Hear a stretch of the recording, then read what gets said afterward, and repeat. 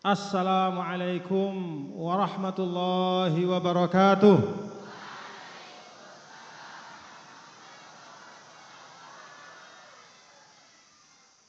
Assalamualaikum warahmatullahi wabarakatuh.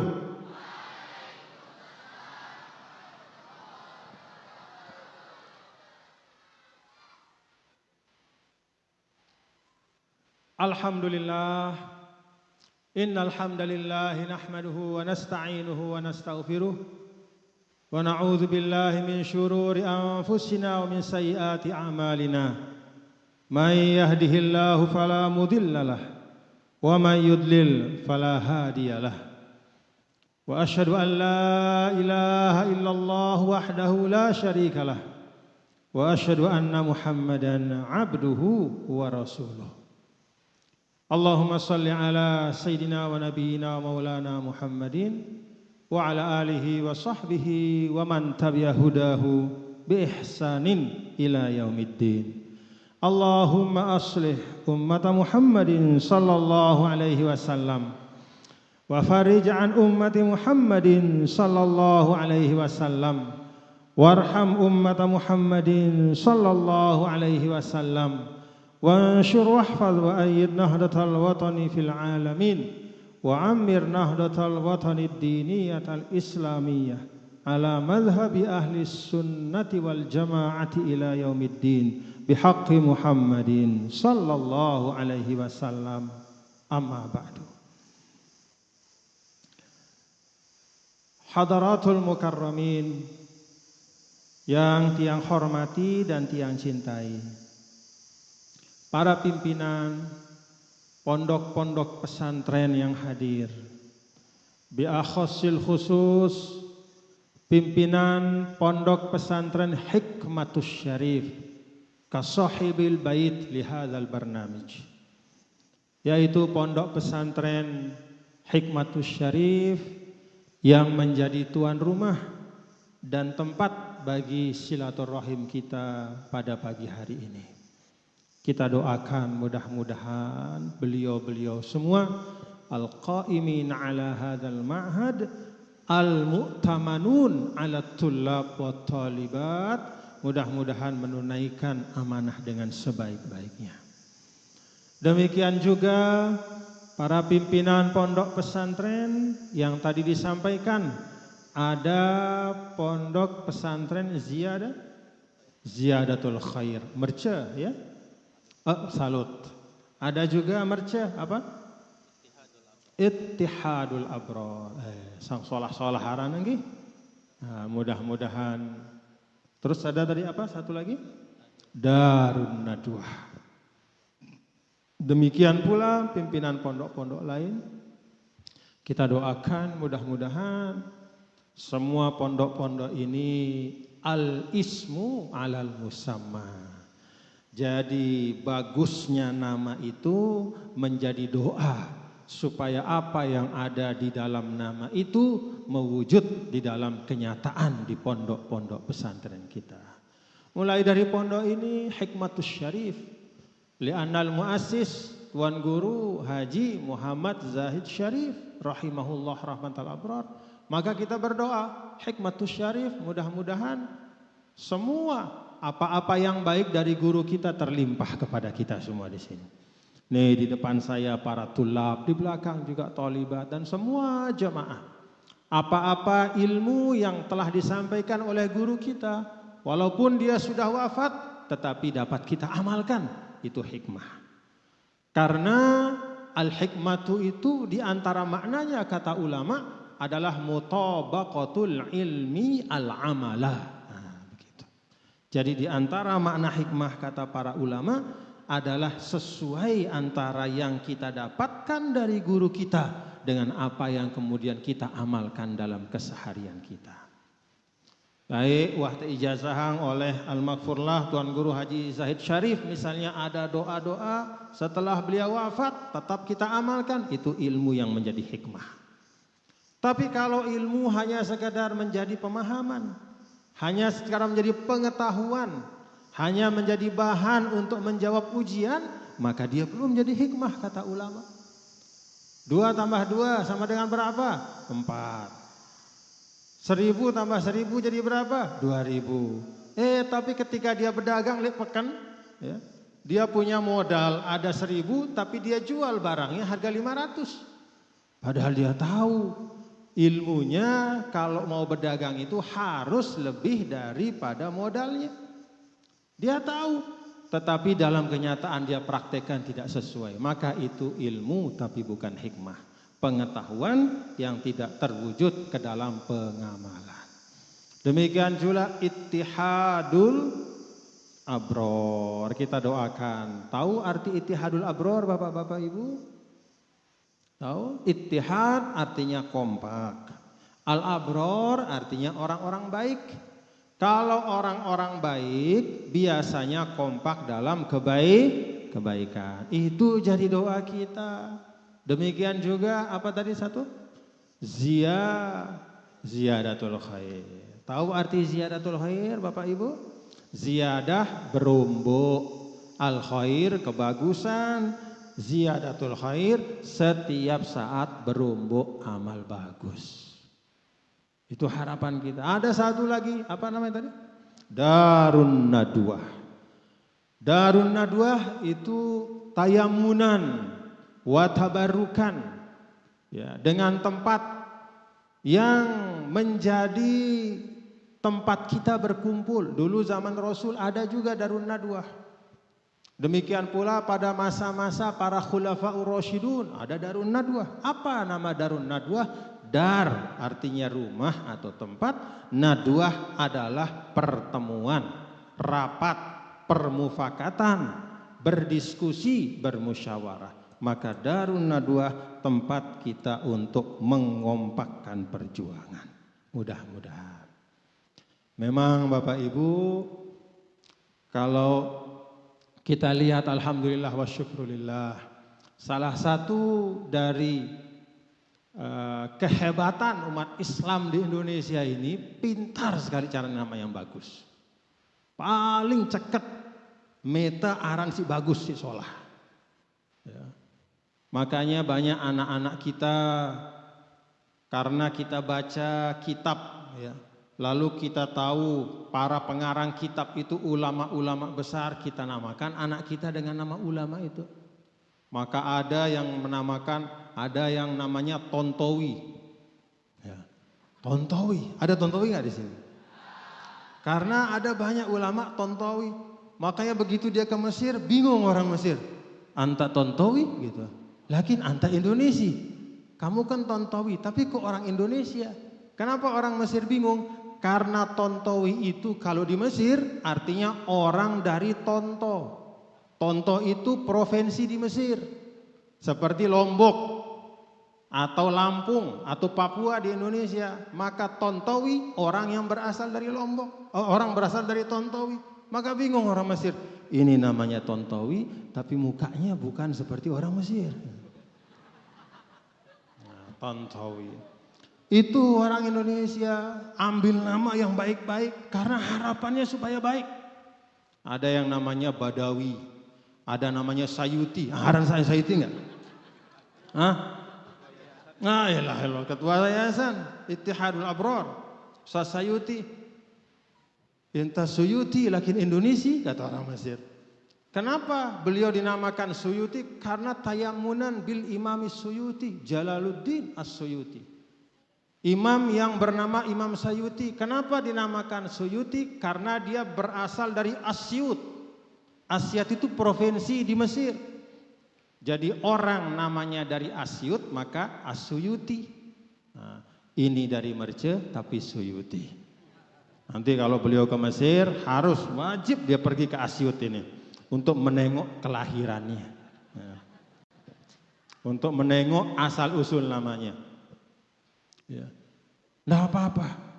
Jadi itulah justru ya salah satu bukti bahwa alhamdulillah umat Islam di Indonesia, ulama-ulama kita, guru-guru kita itu mengajarkan kita untuk selalu mencari inspirasi kebaikan, untuk mengambil nilai-nilai positif untuk selalu berusaha memuatkan pada segala sesuatu itu doa. Maka kalau ada orang menamakan anaknya misalnya Tontowi, bukan artinya dia ingin lahir di Tonto, tapi mudah-mudahan dia akhlaknya dan ilmunya seperti Imam Tontowi. Dinamakan Suyuti karena diharapkan mudah-mudahan juga ilmunya dan akhlaknya, dakwahnya, semangatnya seperti Imam Suyuti. Demikian pula imam-imam yang lain. Al-Jailani, ada orang Jailani kan? Jailani mbak Jailani. Ya. Jailan itu dari Jilan. Jilan itu tempat di Irak.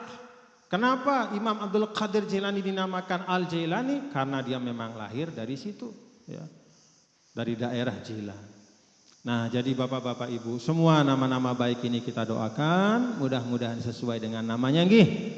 Mudah-mudahan pada mari kita selaku kita ini semuanya ada yang namanya Abdullah, harapannya supaya tetu-tetu jari hamba Allah.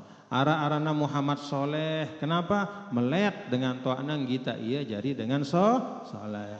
Ara-aran Halimatus Sa'diyah, Mbak Halimatus Sa'diyah. Nah, dengan harapan mudah-mudahan penuh sayang, cinta, kasih sebagaimana Halimah yang merupakan ibu susu dari Nabi kita, Nabi besar Muhammad. Ara-aran Fatimah Az-Zahra, Fatimah hara Fatimah.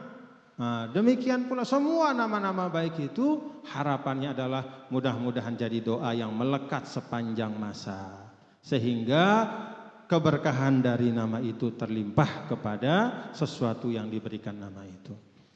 Alhamdulillah.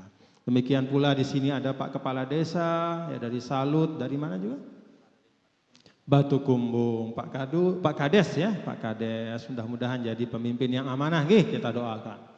Itulah cara kita memang yang diajarkan dalam Ahlus Sunnah wal Jamaah, dan ini yang sering Tiang sampaikan. Bapak Ibu perhatikan yang Tiang sampaikan. Okay? Dalam ajaran Islam Ahlus Sunnah wal Jamaah, hak pemimpin atas yang dipimpin salah satunya adalah dia didoakan yang baik. Kewajiban dari yang dipimpin kepada pemimpin salah satu diantaranya mendoakan dengan doa yang baik. Ya. Maka boleh saja ada satu dan dua hal. Ya. Misalnya kita melihat entah di daerah, entah di desa, atau kelurahan, atau kecamatan, atau bupati dan seterusnya, ada hal-hal, satu dua hal yang belum sesuai, bukan berarti kita putus mendoakan. Nggih?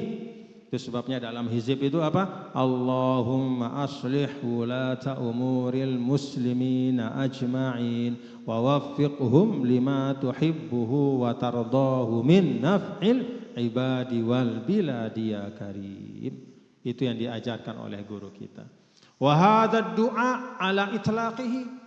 Di sini tidak ada syarat dari al-maghfurlah bahwa murid-muridku baca doa ini kalau pemimpinmu betul-betul baik, 100% baik, tidak ada syarat itu. Tetapi doa ini diminta oleh al-maghfurlah untuk kita amalkan. Bagian dari hizib Nahdlatul Wathon. Untuk apa? Supaya kita amalkan setiap saat. Salah amal. Setiap saat. Ya.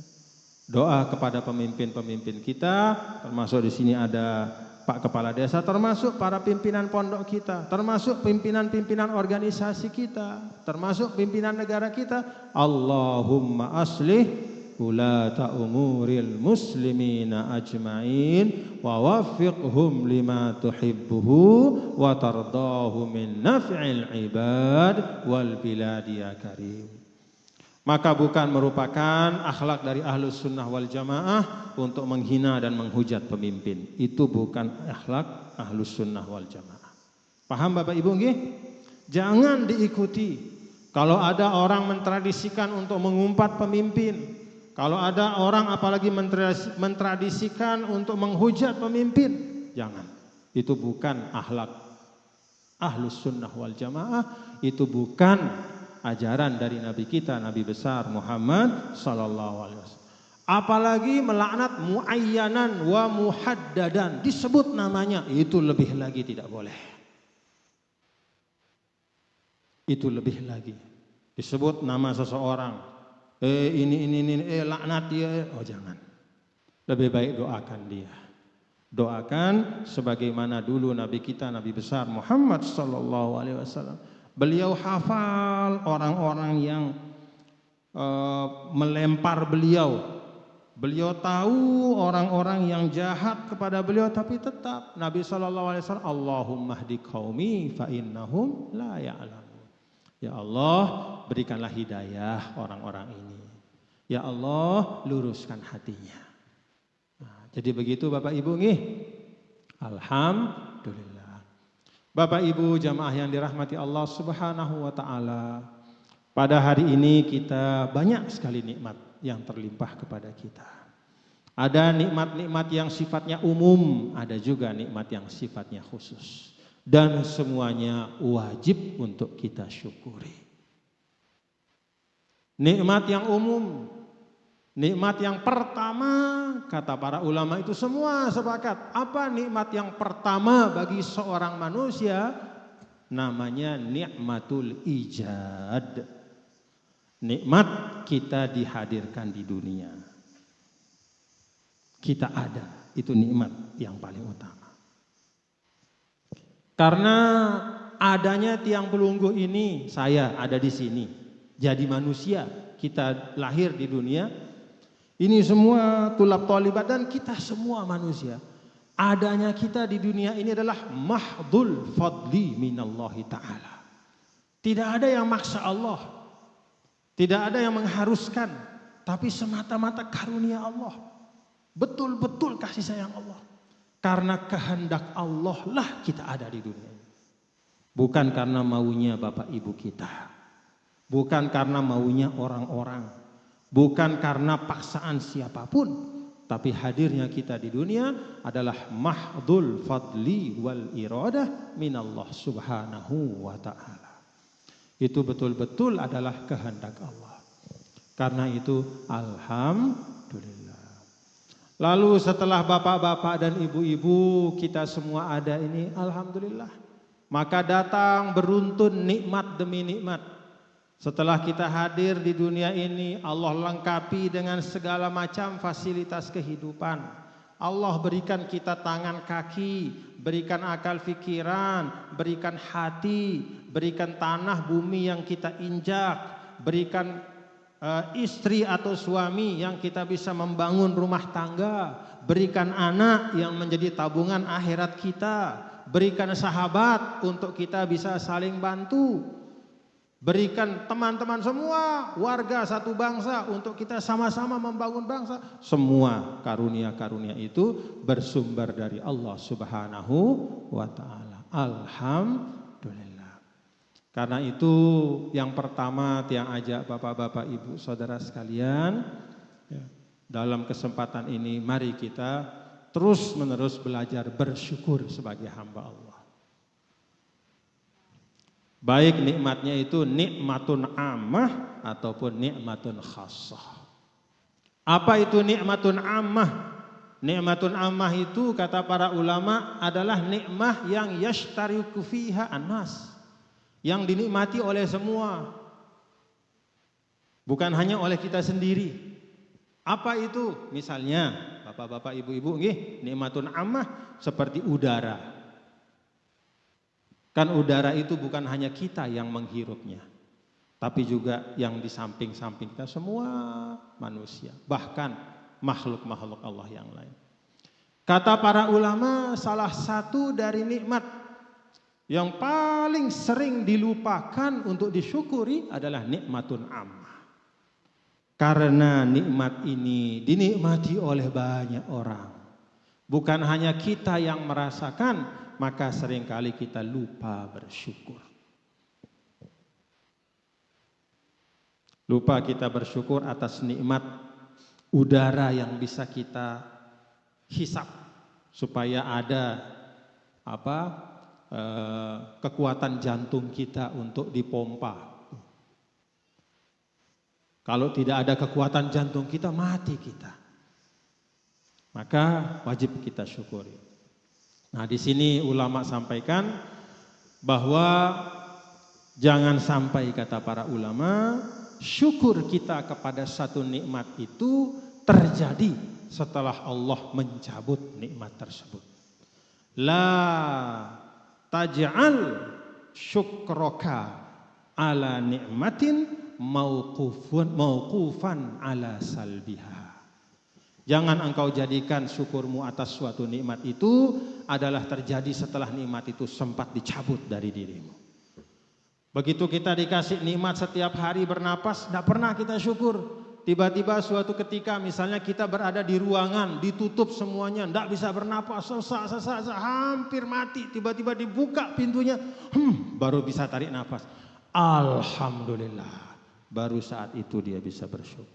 Jangan sampai seperti itu. Itu peringatan dari para ulama. Karena kalau nikmat itu dicabut, kadang-kadang begitu dicabut tidak balik dia. Begitu dicabut hilang saja. Kadang-kadang kalau Allah masih sayang, tulakang ya. Maka jangan tunggu sampai nikmat itu dicabut. Ketika nikmat itu masih ada, syukuri. Alhamdulillah. Banyak nikmat Allah nih. Nah, itu yang pertama. La taj'al syukraka ala ni'matin mauqufan ala salbiha. Janganlah engkau bersyukur atas suatu nikmat itu terjadi setelah nikmat itu hilang darimu. Maka nikmat-nikmat yang umum kita syukuri, demikian pula nikmat yang khusus. Alhamdulillah. Nikmat yang khusus itu nikmat yang Allah Subhanahu wa taala berikan hanya kepada sebagian saja dan tidak diberikan yang lain. Kita alhamdulillah Bapak-bapak dan Ibu ada nikmat yang khusus, yaitu nikmat menjadi umat Nabi besar Muhammad sallallahu. Alhamdulillah. Ada 8 miliar umat manusia di dunia, hanya sekitar 2 miliar yang diberikan nikmat beriman kepada Nabi besar Muhammad sallallahu alaihi wasallam. 1/4. Alhamdulillah, kita yang disalut, warga NWDI yang hadir di sini bagian dari sebagian umat manusia yang diberikan nikmat itu. Maka alhamdulillah. Untuk nikmat yang umum kita syukuri, untuk nikmat yang khusus lebih-lebih lagi kita syukuri. Nah, kata para ulama, ingat. Nah, ini juga pengingat untuk kita semua Bapak Ibu nggih. Likulli ni'matin syukrun yakhussuha. Kata para ulama, setiap nikmat itu ada cara bersyukurnya. Fanni'amul maliyatu syukruha al-ibadatul maliyatu. Kalau ada nikmat-nikmat maliyah, maka syukurnya adalah juga dengan syukur ibadah maliyah. Contoh, apa itu nikmat maliyah? Kepeng. Bagaimana mensyukuri kepeng? Bukan dengan zikir saja, ya. Bukan dengan mengatakan alhamdulillah saja, tapi uang, karena dia adalah nikmatun maliyah, maka syukurnya harus juga ibadatun maliyah. Maka uang itu ada zakatnya. Itulah syukurnya. Nikmat uang itu ada sedekahnya. Sedekah itulah syukurnya. Maka kalau menjadi orang yang punya banyak harta, orang yang punya banyak kelimpahan duit banda, jangan mengatakan saya mau syukur atas harta saya ini dengan membaca la ilaha illallah 10.000 kali. Lalu merasa cukup sudah selesai dengan itu. Kan saya sudah baca la ilaha illallah 10.000 kali. Kan saya sudah bersalawat setiap hari 100.000 kali. Maka cukup sudah itu menjadi syukur daripada nikmat-nikmat harta saya ini. Kan itu pahalanya luar biasa. Katanya kalau kita bersolawat sekali, maka Allah Subhanahu wa taala akan menghilangkan 10 dosa, meningkatkan 10 derajat. Rasul akan balas dengan 10 kali bersalawat kepada kita. Itu kan luar biasa. Sudah cukuplah dengan itu? Jawabannya tidak. Tidak cukup. Kenapa? Karena nikmat maliyah itu tidak bisa ditunaikan syukurnya secara utuh kecuali dengan ibadah maliyah. Paham Bapak-bapak? Jadi sesaleh-saleh deh, nih misalnya ada sugih, punya harta yang sudah sampai nisabnya untuk dizakatkan, sudah sampai haulnya, kecuali kalau harta yang tidak perlu haul seperti harta hasil pertanian atau rikaz, ya. Maka kalau ada harta perdagangan yang sudah sampai nisabnya, sudah sampai haulnya, walaupun bapak-bapak bersalawat 1 juta kali sehari, tidak akan utuh syukurnya kecuali dengan menunaikan zakatnya. Paham Bapak Ibu? Paham? Demikian juga al-ibadatul badaniyatu syukruha adalah al-ni'matul badaniyatu syukruha al-ibadatul badaniyah. Demikian juga nikmat yang berupa badan sehat. Itu syukurnya adalah ibadah badaniyah. Contoh ibadah badaniyah seperti apa? Sholat.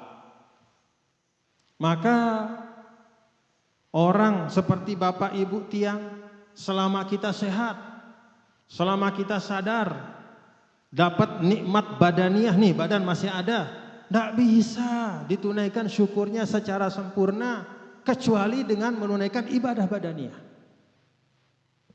Karena nikmatnya nikmat badaniyah.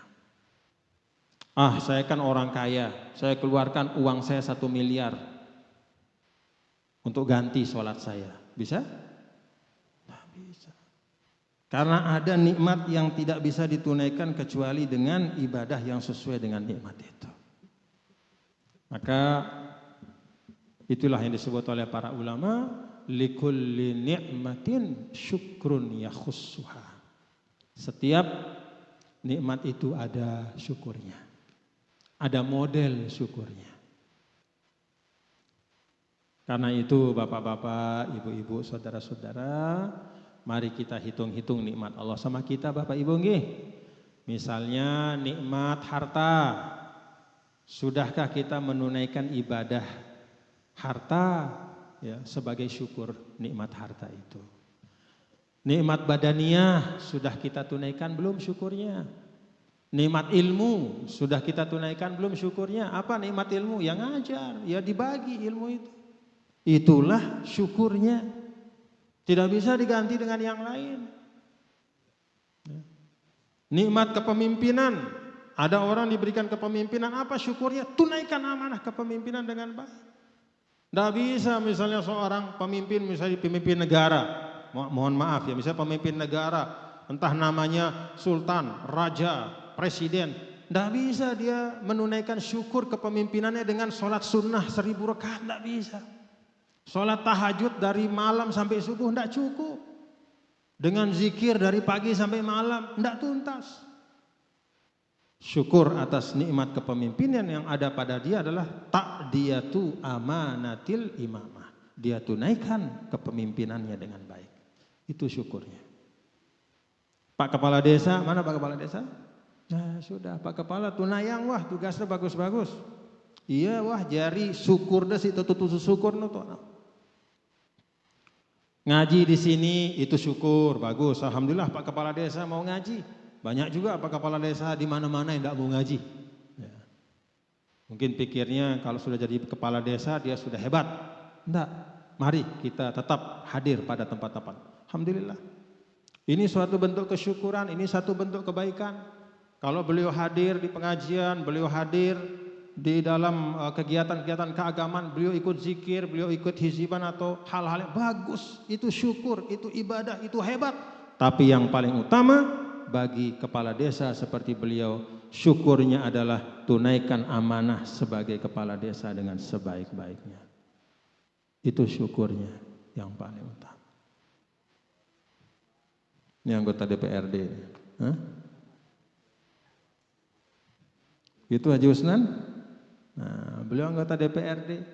Maka karunia sebagai anggota DPRD-nya itu, cara syukurnya yang paling utama supaya tidak jadi pemberat nanti di akhirat adalah beliau menunaikan amanah sebagai wakil rakyat itu dengan sebaik-baiknya. Paham Bapak Ibu nggih? Si dia tebeng bangket. B si berdua bangket 5. Batur salut nih galuh-galuh bangket nah. Mana yang punya bangkat? Yang punya sawah.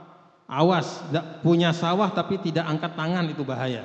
Mana yang punya sawah angkat tangan? Hah? Pak Haji Sayuti di belakang. Nah, ini anak-anak ikut-ikut angkat tangan. Nah, yang punya sawah itu nikmat. Ya. Kalau kita punya sawah, bagaimana syukurnya? Syukurun yakhussuha. Ada juga syukurnya apa itu? Menanamnya, mensyiarkannya, memakmurkannya. Itu syukur kita. Nah, maka bapak-bapak dan ibu-ibu, saudara-saudara sekalian, yang paling penting, yang pertama dari pengajian kita ini, kita pandai-pandai bersyukur nggih. Nah, jangan sampai satu bentuk kufur nikmat itu ada pada kita.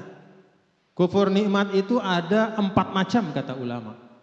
Yang pertama, kufur nikmat itu bentuknya adalah adamul i'tiraf. Dia tidak mengakui nikmat itu. Dia tidak mengakui nikmat itu. Tidak ada nama nikmat Allah. Ini kan hidup saya ini ya saya hidup saja di dunia. Bapak ibu saya berhubungan, saya lahir. Nanti saya hidup, saya mati udah selesai. Begitu dia dapat segala macam, ya ini biasa saja. Ya inilah kehidupan alami saja, alam yang mengatur. Adamul i'tiraf, dia tidak mengakui adanya Allah. Itu kufur nikmat yang paling besar. Insyaallah kita semua tidak ada seperti itu nggih? Tidak ada yang adamul i'tiraf. Kita semua mengakui bahwa semua nikmat ini bersumber dari Allah Subhanahu wa ta'ala. Yang kedua, kufur nikmat itu kata para ulama adalah adamul qiyami bisyukriha. Kufur nikmat itu bentuknya adalah dia mengakui bahwa nikmat itu dia tahu ada Allah, dia sadar bahwa nikmat itu dari Allah, tetapi dia tidak mau menunaikan kesyukurannya. Ngucap alhamdulillah berat, menggunakan segala macam nikmat untuk hal-hal yang baik juga tidak mau. Nah, itu namanya orang yang tidak menunaikan kesyukuran. Berarti dia kufur nih. Karena itu banyak-banyak alhamdulillah, alhamdulillah. Segala macam Bapak Ibu. Ya. Bahkan kalau kita lihat bagaimana Nabi kita, Nabi besar Muhammad sallallahu alaihi wasallam dalam semua ceramahnya, dalam semua pesan-pesannya, ya, dalam semua wasiat-wasiatnya itu selalu diawali dengan bersyukur kepada Allah. Nah, contoh yang tadi saya baca ya di awal yang disebut dengan khutbatul hajah ya. Innal hamdalillah nahmaduhu wa nasta'inuhu wa nastaghfiruh wa na'udzu billahi min syururi anfusina wa min sayyiati a'malina may yahdihillahu fala mudhillalah wa may yudlil fala hadiyalah. Wa ashhadu an la ilaha illallah wahdahu la syarikalah wa ashhadu anna Muhammadan abduhu wa rasuluh. Itu namanya khutbatul hajah. Dengan khutbatul hajah ini kita baca di dalam riwayat-riwayat ya, para ahli hadis, di dalam kitab Al-Azkar, di dalam Sunan Tirmidzi, di dalam Sunan Ibnu Majah, itu semua disebut khutbatul hajah ini. Diterangkan bahwa khutbatul hajah ini adalah doa pembuka yang selalu diucapkan oleh Nabi kita, Nabi besar Muhammad sallallahu alaihi wasallam setiap kali beliau akan berkhutbah atau berceramah. Pelungguh lihat awal dari khutbatul hajah, innal hamda lillah. Diawali dengan sesungguhnya syukur hanya milik Allah. Baru kemudian panjang, nahmaduhu wa nasta'inuhu wa nastaghfiruhu wa na'udzubillah min syurur, panjang sampai wa anna Muhammadan abduhu wa rasuluh. Diawali semuanya dengan innal hamdalillah. Itulah yang disebut dengan al-qiyam, ya, bisyukrin ni'am. Jadi dengan mengucap hamdalah. Lalu yang ketiga, kufrun nikmah itu kata para ulama bentuknya adalah al-isti'anatu bin nikmah alal maksiyah. Dia pakai nikmat itu untuk bermaksiat. Itu kufur nikmat yang ketiga. Punya uang untuk beli judol. Tahu judol? Judol tahu? Apa? Angkat suaranya? Tahu bapak-bapak. Alhamdulillah hebat. Kita mengetahui littiqa'i syarrihi. Kita mengetahui bukan untuk melakukan tapi untuk mencegah. Ya, mencegah. Kalau kita tidak tahu, itu justru yang membuat kita sering terjerumus. Banyak di antara kita tidak tahu, tidak paham, sehingga akhirnya anak-anak banyak karena masuk dia ke dalam handphonenya ada ayo beli ini pakai uang 2.000 nanti ikut sama ini jadi 100.000, cuman 2.000 modalnya, pakai uang 1.000, bayar pulsa 1.000 saja, nanti ikut putar dapat 1 juta, akhirnya tergoda. Dipikirnya itu bukan judi, padahal itulah ainul maisir, itulah yang betul-betul judi, judi online. Uang nikmat dipakai untuk maksiat, itu satu bentuk kufur nikmat yang luar biasa. Maka anak-anakku, mana yang punya handphone? Mana yang punya handphone? Angkat tangan. Angkat. Yang punya tapi tidak angkat tangan nanti hilang handphonenya. Angkat cepetan. Tuh baru.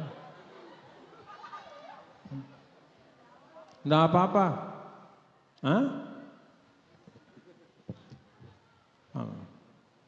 Hebat, bagus. Itu tandanya itu artinya tingkat ekonomi sudah semakin bagus, nggih. Bagus, salam. Enggak apa-apa. Karena alat yang namanya handphone itu kan alat. Ya, yang namanya alat itu mauqufun ala mustakhdimiha, bergantung dari siapa yang menggunakan alat. Tidak ada alat yang diciptakan oleh manusia itu kecuali ada niat baik di situ. Bahkan alat yang sering digunakan untuk berbuat kejahatan sebenarnya ketika pertama kali dibuat itu pasti ada niat baik di situ. Pisau sering digunakan untuk menusuk orang. Apakah memang dibangun atau dibuat pisau itu awalnya untuk berbuat mudarat? Tidak. Dari nenek moyang kita dulu dibuat pisau itu adalah untuk membantu memotong, khususnya motong makanan, supaya makanan lebih mudah kita kunyah.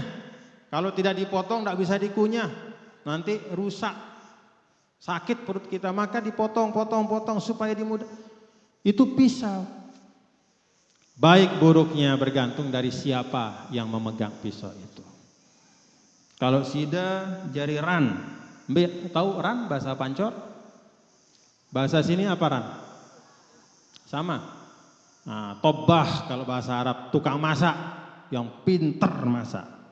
Biasanya di setiap desa atau kampung itu ada ran yang terkenal. Tukang pongkak si cekat ngeragi, cekat minak pelalah. Pelalah.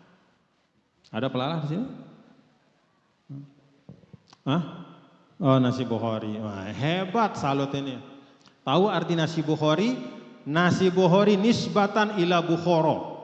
Bukhara itu tuh di Uzbekistan.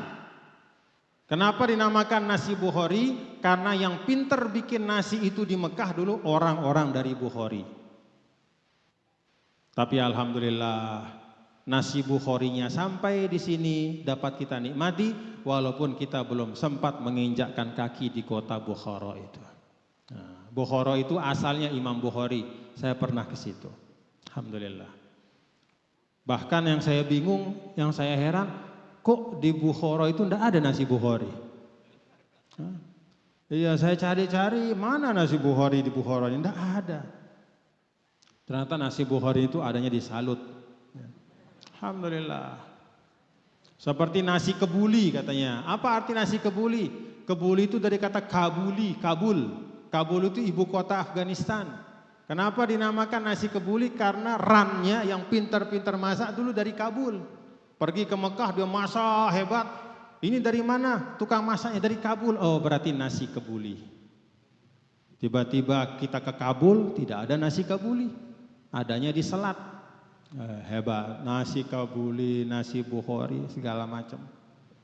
Alhamdulillah. Nah, Bapak Ibu, saudara-saudara sekalian yang dirahmati Allah Subhanahu wa taala, itu yang ketiga ya. Jadi yang ketiga min anwa' kufrin ni'am adalah al-isti'anatu bin ni'mah 'alal ma'siyah. Menggunakan nikmat itu untuk berbuat yang tidak baik. Jadi kalau ada punya handphone, anak-anakku pakai untuk yang baik ya. Ya, handphone itu nikmat atau bukan? Nah, handphone itu akan tetap menjadi nikmat untukmu anak-anakku kalau engkau gunakan dia untuk kebaikan. Tapi kalau handphone itu kalian gunakan untuk yang tidak baik, inqalabatin ni'matu niqmatan. Maka dia bukan lagi menjadi nikmat tetapi menjadi niqmah. Tahu beda antara nikmat dengan niqmah? Antara ain dengan qaf. Satu huruf bedanya. Kalau nikmah itu sesuatu yang baik. Kalau niqmah itu sesuatu yang membawa celaka. Maka hati-hati Bapak-bapak Ibu nggih. Kepeng dia adalah nikmat, tapi kalau digunakan untuk tidak baik, dia berubah menjadi nikmah. Handphone semua yang Allah titipkan itu. Nah, karena itu supaya apa-apa yang ada pada kita itu tetap menjadi nikmat, menjadi sesuatu yang bernilai, gunakan untuk hal yang baik. Lalu yang keempat, kata para ulama, min anwa' kufrin ni'am adalah raddun ni'am ila ghairillah. Mengembalikan nikmat itu bukan kepada Allah. Ada Korun namanya dulu zaman Nabi Musa alaihissalam ya. Di zaman Fir'aun ada Korun. Ketika Korun itu dinasihati, hei Korun jangan sombong dengan hartamu. Hei Korun jangan takabur di depan manusia lain. Apa kata Korun? Innama utituhu ala ilmin indi. Oh, kenapa saya tidak boleh sombong? Kan harta ini saya dapatkan dengan kehebatan saya. Tuh kata Korun. Jadi nikmat itu bukan dia kembalikan kepada Allah, tapi dia kembalikan kepada kehebatan dirinya. Itu kufrun nikmah. Maka kalau kata ulama, salah satu yang bisa menjaga bapak-bapak, ibu-ibu supaya semua nikmat itu tetap ada pada kita, tidak hilang karena kesombongan kita, tidak hilang karena takabur kita, tidak hilang karena lupa diri kita, tidak hilang karena ain orang lain atau diri kita sendiri. Perbanyak membaca syahadatut tabarri anil hauli wal quwwah. Banyak-banyak membaca syahadatut tabarri. Apa itu syahadatut tabarri? La haula wala quwwata illa billahil aliyyil azim. Nah, itu amalan yang ulama katakan penting supaya kita selalu mengembalikan nikmat itu kepada yang punya, yaitu kepada Allah. Supaya kita tidak menisbahkan, oh aku sih hebat. Oh aku sukses nih karena hebatku. Oh aku jadi pemimpin karena cekatku. Oh aku jadi dengan sugih karena ilmuku. Nah, hati-hati. Tetap bapak-bapak ibu, kembalikan segala sesuatu kepada Allah. Alhamdulillah. La haula wala quwwata illa billahil aliyyil azim. Demikian juga termasuk nisbatun ni'mah ila ghairillah itu kalau mengembalikan nikmat itu kepada orang. Misalnya dia punya pemimpin atau dia punya bos di tempat kerjanya. Begitu dia dapat gaji, sujud di depan bosnya. Kemudian dia puji-puji, dia ajum-ajum bosnya dengan pujian yang dia tidak pernah lakukan kepada Allah. Kepada Allah dia tidak pernah mengatakan alhamdulillah, tapi kepada bosnya itu tidak berhenti-berhenti dia bilang terima kasih. Nih sida doang. Nah, ada bahasa apa tuh? Bahasa kita ya. Nih sida doang, wah nih pokoknya nih berkat sida doang. Sida doang. Pokoknya ajum manusia. Dia jilat manusia. Sedangkan yang asal nikmat, yang memang betul-betul hakikat nikmat bersumber darinya yaitu Allah Ta'ala, dia tidak pernah kembalikan, dia tidak pernah tunaikan syukurnya. Na'udzubillah min zalik. Nah, ini 4 hal bapak-bapak, ibu-ibu kita ingat-ingat nih. Jangan sampai jangan sampai menjadi sifat kita. Pertama adalah adamul i'tiraf, ya, tidak mengakui adanya Allah Ta'ala, tidak mengakui nikmat itu dari Allah. Yang kedua, apa yang kedua tadi? Adamul qiyam bisyukri ala ni'mah. Dia tidak mau bersyukur walaupun dia tahu dari Allah. Malas lidahnya mengucap syukur, malas badannya dia gerakkan untuk berbuat baik. Lalu yang ketiga, isti'anatu bin ni'mati alal maksiyah. Dia tahu dari Allah, tapi dia justru gunakan nikmat-nikmat itu untuk berbuat maksiat, untuk merusak apapun. Kemudian yang keempat, nisbatun nikmah atau raddun nikmah ila ghairillah.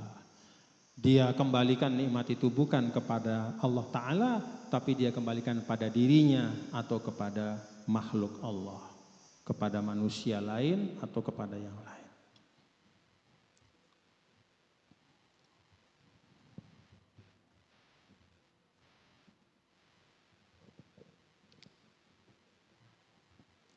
Untuk itu bapak-bapak, ibu-ibu, tiang ajak pelunggu semua, kita banyak bersyukur nggih, banyak bersyukur. Nikmat umum, nikmat khusus. Nikmat khusus itu termasuk yang disampaikan oleh Al-Ustaz tadi. Kita ini pengajiannya di bulan Rajab, pengajiannya di hari Jumat, ini juga nikmat yang khusus. Maka kita syukuri sebaik-baiknya. Yang kedua yang inti yang sampaikan pada kesempatan ini, bapak-bapak dan saudara-saudara sekalian, mari ketahui tantangan-tantangan kita ke depan. Jadi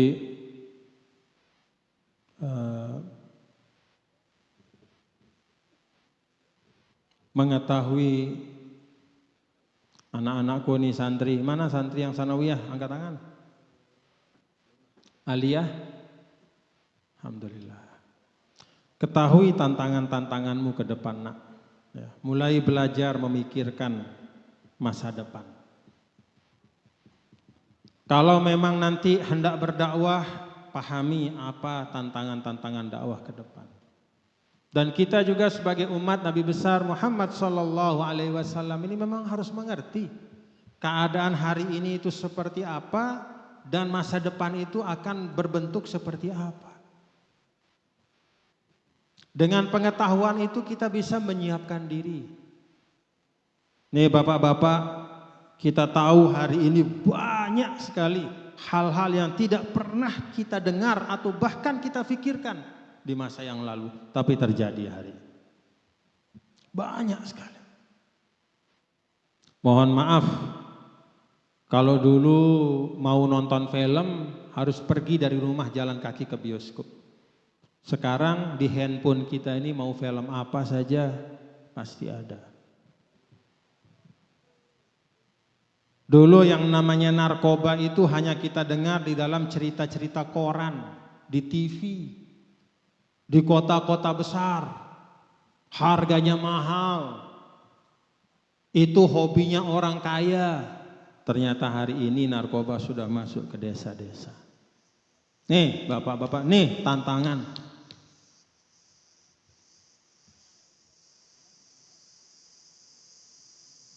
Judi juga, dulu yang namanya judi orang itu sembunyi-sembunyi. Malu dia ketahuan penjudi, maka dia sembunyi-sembunyi. Ada tempatnya dulu biasanya entah di mana. Tempatnya tertutup, orang diam-diam masuk, ketok pelang, tok tok tok tok, malu, sembunyi-sembunyi. Lalu juga harus modalnya besar. Kalau sekarang enggak, seperti yang singgung tadi, bahkan di handphone itu bisa masuk tawaran-tawaran judi online banyak sekali. Macam-macam iklannya segala macam, bahkan ada tokoh-tokoh juga ikut mengiklankan. Kita harap mudah-mudahan cepat-cepat ditangkap orang-orang itu. Tangkap, Pak Polisi tangkap itu, mereka itulah yang merusak.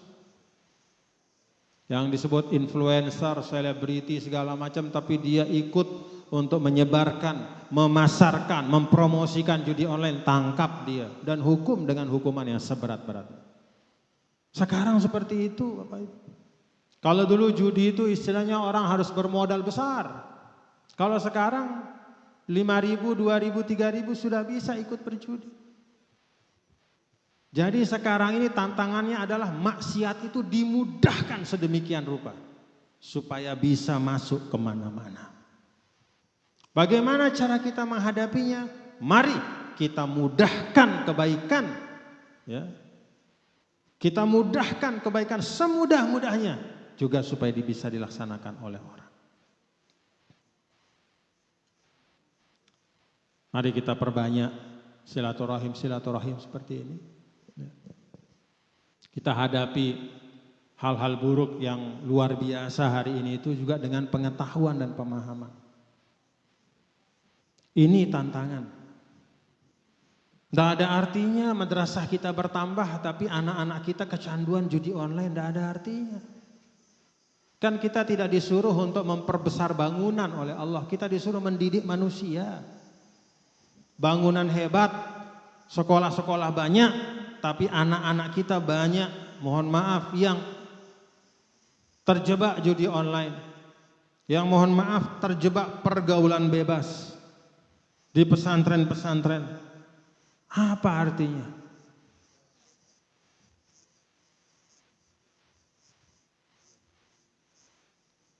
Paham Bapak Ibu nih? Yuk kita apik-apik. Qu anfusakum wa ahlikum naro. Apik-apik. Karena itu sebagaimana hal-hal buruk dan kemaksiatan itu dipromosikan dengan cara yang luar biasa. Dipasarkan dengan segala macam iklan dan bermacam cara.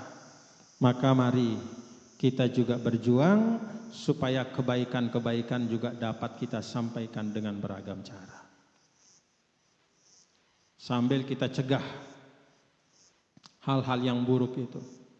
Dan tidak usah kita menengok kepada orang, kepada yang jauh di sana. Cukup kita jaga keluarga kita masing-masing. Bapak Ibu jaga anaknya masing-masing. Itu sudah cukup. Kalau setiap keluarga rumah tangga tahu bagaimana dia mendidik anaknya dengan baik, menjaga anaknya dengan baik, insya Allah selesai urusan. Selesai. Karena itu pesan tiang kepada bapak-bapak, ibu-ibu, saudara-saudara yang punya anak di pondok pesantren. Tugas SIDA sebagai orang tua itu tidak hilang semata-mata karena SIDA telah menitipkan anak dari pondok pesantren. Tidak hilang. Tetap SIDA sebagai orang tua punya kewajiban. Karena itu kalau anak-anak misalnya pada masa liburan pulang, tanya dia, cek bagaimana pemahamannya, lihat bagaimana pengamalannya. Nyantri 2 tahun, 3 tahun, 4 tahun, 5 tahun, tetapi ketika pulang ke rumah, sembahyang subuhnya masih harus disiram sama orang tuanya. Ada yang begitu? Hah? Jangan. Kalau mondok pacu, ruana mondok begitu nulik dan wah milih sembahyang jemaah. Sembahyang subuh jam 6. Ada yang begitu?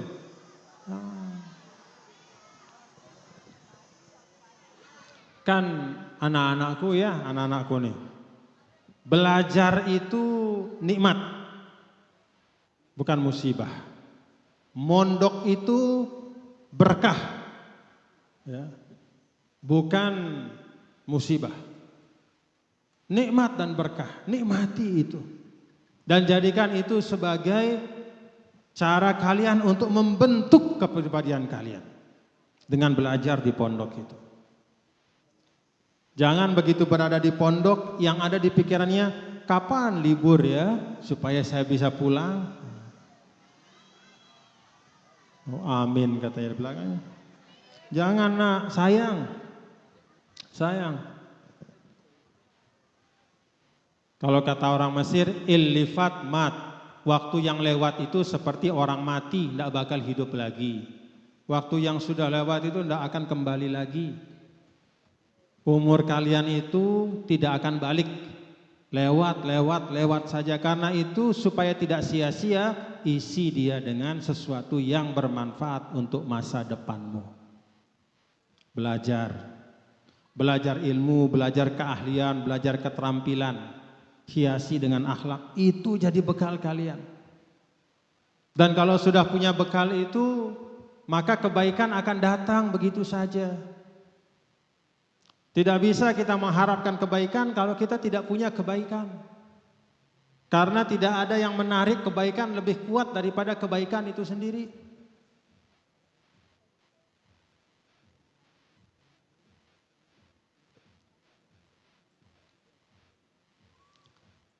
Nih anak-anakku paham?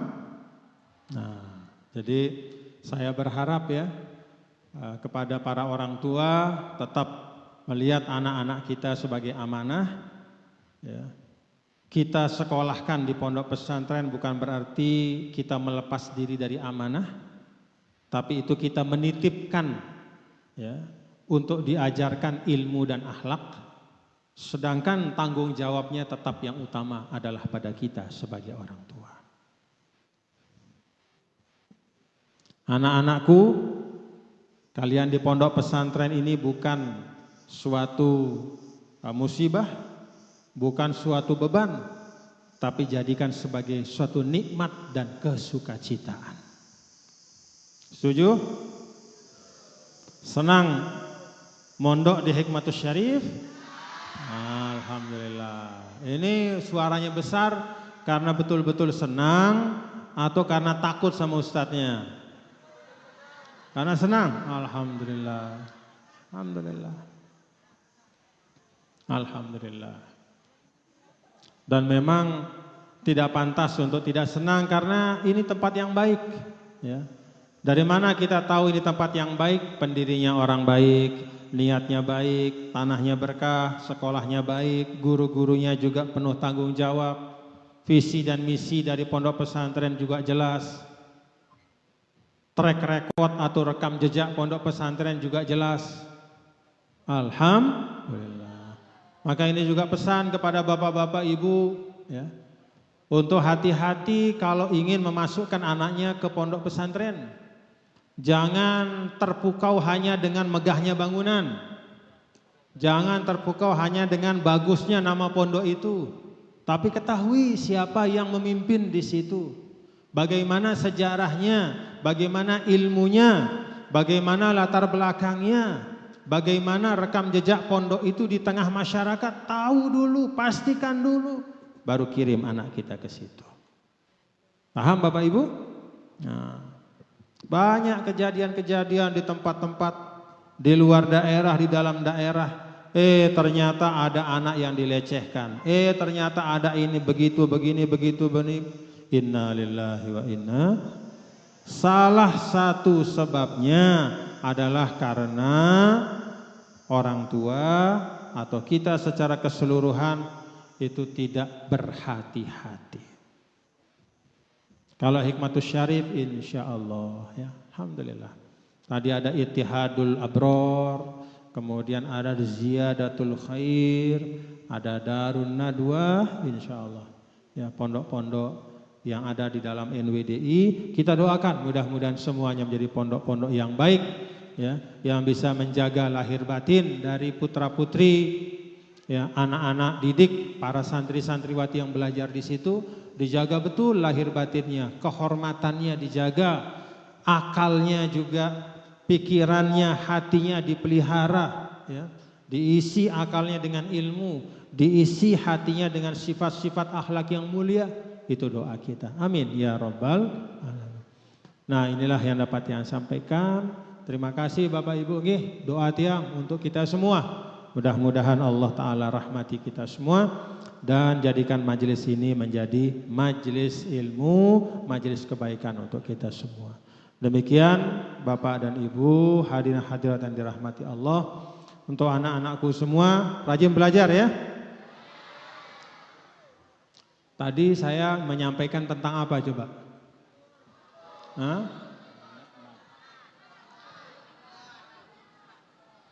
Ada ungkapan yang saya sampaikan tadi, jangan sampai syukurmu itu bergantung setelah nikmat itu dicabut darimu. Apa tulisan bahasa Arabnya?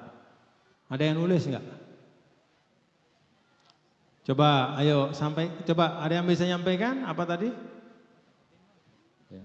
Maju. Jangan engkau menjadikan syukurmu atas suatu nikmat bergantung dari dicabutnya nikmat itu. Ada yang nulis? Ada protokol yang nulis itu. Oh, protokol. Ayo. Jangan protokol lah. Santri mana santri? Santriwati. Oh, santri ya. Fadholi, ayo. Coba baca apa tadi yang saya sampaikan. La taj'al syukraka ala ni'matin mauqufan ala salbiha. Itu hebat. Alhamdulillah. Ada bagian yang nulis, yang menjawab, ada juga bagian yang bertepuk tangan. Ya. Mana yang hebat, yang tepuk tangan apa yang nulis? Tepuk tangan. Segala nikmat itu ada syukurnya yang khusus. Coba apa bahasa Arabnya tadi? Hah? Mana yang nulis? Ini tadi saya lihat di depan nulis terus. Apa yang ditulis ini? Zulfi, nulis. Maza katabta ya walad? Zulfi. Coba uzkur. Uzkur. Hebat. Ayo tepuk tangan. Ada yang pintar nulis, ada yang pintar tepuk tangan. Mana yang lebih baik?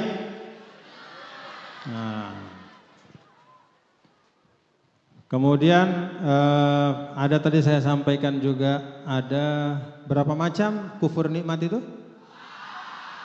Coba ada yang bisa sebutkan semuanya? Memang kalau kita rame-rame aja wanen itu deh. Lagu mesa-mesa mikir. Ayo, ada berapa? Ayo, mana yang 4 tadi? Enggak apa-apa salah, ini tidak halal haram ini. Ini bukan masalah dosa pahala, ngomong saja. Ngomong saja sampaikan. Ayo, mana?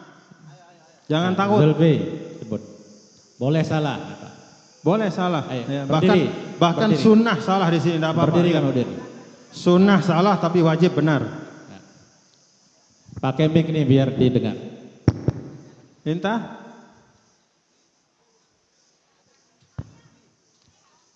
Tafadhol. Itu. Ini ya Allah. Yang pertama namanya Adamul I'tiraf. Yang kedua Adamul Qiyam bi syukrillah. Yang ketiga al-isti'adu bi ni'mati 'ala ma'siyah. Yang keempat isbatu 'ala ghairillah. Masya Allah. Ayo maju yang 3 orang tadi, maju ke sini. Maju ke sini yang 3 orang tadi. Sini maju.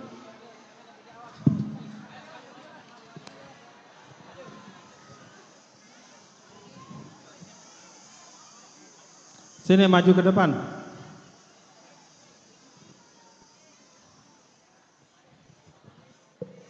Nah, ini saya mau kasih hadiah. Sini nak. Sini yang pertama sini dulu, sini. Nah, ini hadiah sedikit ya. Nah. Allah masyaallah.